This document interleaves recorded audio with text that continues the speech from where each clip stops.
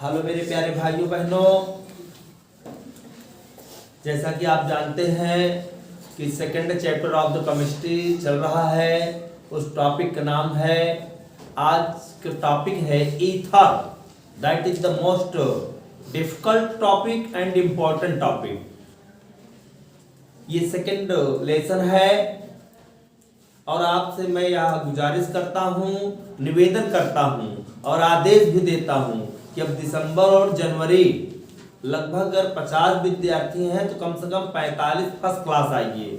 उसके लिए आपको जी तोड़ कर मेहनत करना होगा। समस्त मांगलिक कार्यक्रम लगभग समाप्त हो चुके हैं और आप अपने मांगलिक कार्यक्रम में जुट जाइए, क्योंकि कल माता पिता, भाई बहन, समाज, क्षेत्र आपको ये नहीं पूछेगा कि आप क्या कर रहे थे, बस आपसे यही पूछेगा कि आप कितना परसेंट बना भैया।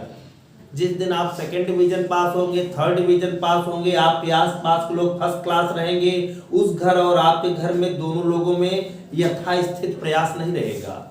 आपके घर वाले दुखी रहेंगे, तब आपसे नहीं पूछेंगे कि आप क्या कर रहे थे, आपको नहीं कहेंगे कि मैं आपको यहाँ भेजा था। इसलिए अब आप जुट जाइए। आज कंपटीशन भी है इंग्लिश ग्रामर में, उसी के तहत फिलहाल मैं पहला पॉइंट ये कहना चाहता हूँ कि निवेदन करता हूँ, हाथ जोड़ता हूँ कि अब आप जुड़ जाइए तो जुड़ जाइए, संकल्पित भाव से जुटिए। आपके अंदर संकल्प हो कि नहीं सर सही कह रहे हैं, अब रिजल्ट देने के समय आ गया है। आप मई से पढ़े और आज जो है दिसंबर लगभग यहाँ गया है, अर्थात लगभग आधा बीत गया है।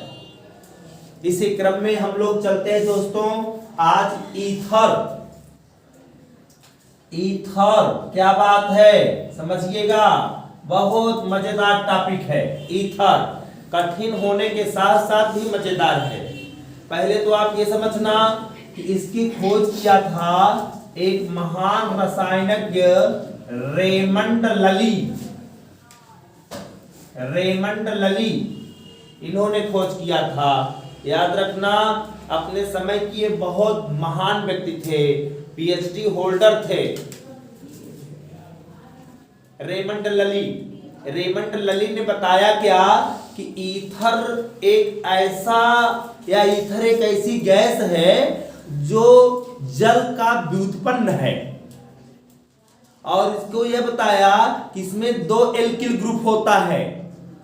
2 एल्किल ग्रुप के साथ साथ एक आपका O जरूर रहेगा, O यहां पर एल्कॉक्सी होगा। ईथर का जो पॉइंट है वो आप ये समझिएगा ROR डैश, या मान लो आप ये नहीं दिमाग रख रहे हैं, केवल इतने दिमाग रखना ROR हो गया।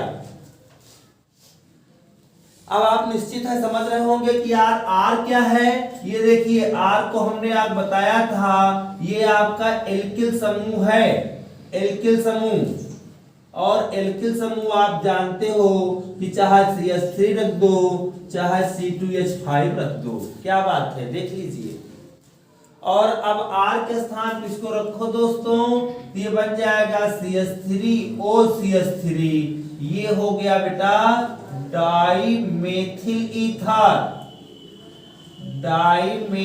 ईथर। और यहां पर अगर आप ये रखोगे तो C2H5OC2H5, इसका नाम है दोस्तों डाइएथिल ईथर। ये देखिए,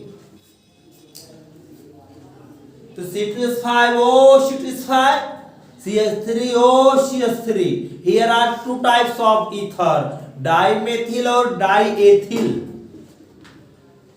आप डाइप्रोपिल ईथर भी बना सकते हो, डाइब्यूटिल ईथर भी बना सकते हो। आप जितना बनाना चाहे बना लें, लेकिन सामान्यतः ईथर 2 प्रकार का ही होता है। अब आप ये देखिए दोस्तों कि सपोज करिए इसको हमें बनाना हुआ, अभी हमने एक वर्ड बोला था, इसको जल का व्युत्पन्न माना जाता है, अर्थात जल से ईथर बनाया जा सकता है। कैसे देखिए, आप जल को आप लिख सकते हो single bond O single bond H, गौर करना। और इसमें क्या कर गया, इसमें एक एल्किल ग्रुप जोड़ दो और एक हाइड्रोजन हटा दो, एक हाइड्रोजन हटाओ, एल्किल ग्रुप जोड़ो, ये बन जाएगा ROH। ये देखो, फिर चलो, फिर वही बात दोस्तों, एक एल्किल ग्रुप यहां पर और जोड़ दो और यहां पे एक यह हटा दो। क्या बात है? और अब आप यह हटाओगे यार, जोड़ोगे तो ये बन जाएगा ROR, और जिसका ही आपको इंतजार था वो आपके पास।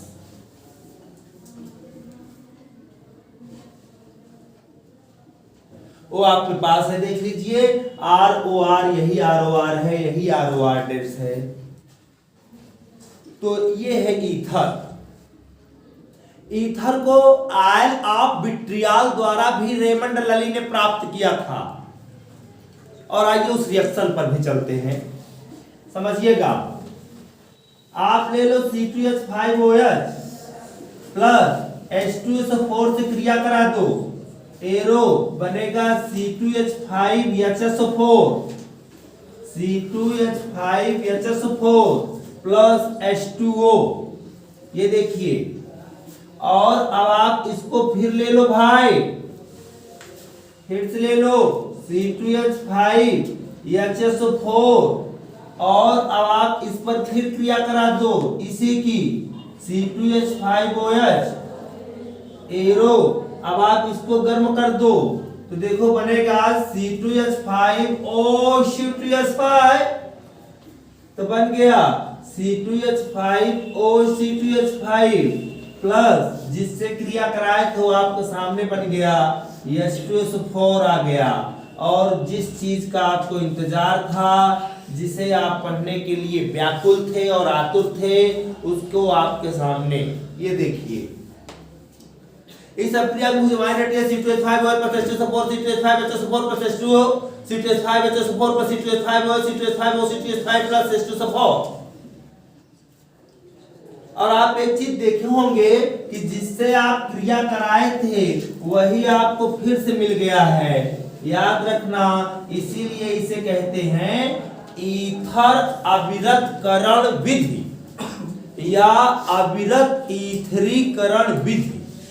आता है एग्जाम में, अविरत ईथरीकरण विधि लिखो, तो वो नहीं लिखना है। केमिस्ट्री में आपको रिएक्शन ज्यादा लिखना होगा, और यही लिख देना C2H5OH plus H2SO4, C2H5HSO4 plus H2O, C2H5HSO4 plus C2H5OH, C2H5O, C2H5 plus H2SO4। जिससे आप क्रिया कराए थे वो आपको फिर मिला।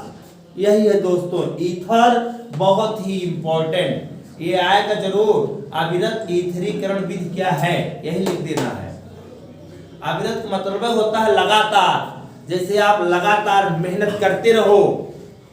मेहनत करना आपकी एक आदत होनी चाहिए। विद्यार्थी जीवन में आप बता दें, जो यूपी टॉप करता है वो 18 घंटे पर डे नीचे पढ़ता नहीं। एक दिन वो यूपी टॉप करेगा, एक दिन कोई डिस्ट्रिक्ट टॉप करेगा, एक दिन कोई कॉलेज टॉप करेगा, एक दिन कोई कोचिंग टॉप करेगा। टॉप करने वाले विद्यार्थी अलग ढंग से जीते हैं, चलते हैं। आपको मैं 2 महीने में ये दिखाऊंगा और सिखा भी दूंगा कि क्या है। अंतिम सांस तक लगे रहोगे तो कहीं न कहीं अब आपको पनिशमेंट दिया जाएगा, ये भी ध्यान देना। हिंट मैं दे दिया हूँ।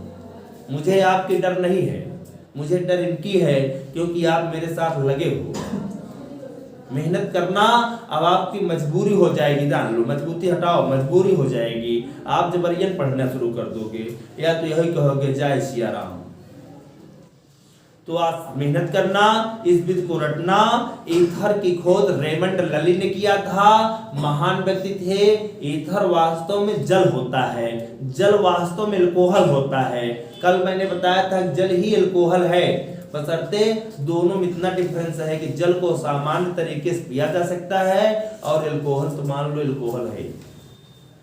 तो याद करना, मौज मस्ती से पढ़ना और जुट जाओ। इस समय तो गुलाबी जो है जाड़ा है, बढ़िया 7 बजे से जो है बढ़िया एक रजाई के नीचे बैठ जाओ, 12 साढ़े 12 तक हिलो नहीं। इसके बाद हल्का फुल्का भोजन करो, खा पी के सो जाओ।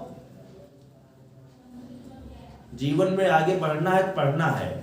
आप फीस दे रहे हैं तो आप मेहनत करिए, माता पिता के सपनों को साकार करिए। अब आप खूब पढ़िए, और जो है आगे बढ़िए, मस्त रहिए, सुखी रहिए, संपन्न रहिए। जय जय श्री कृष्णा।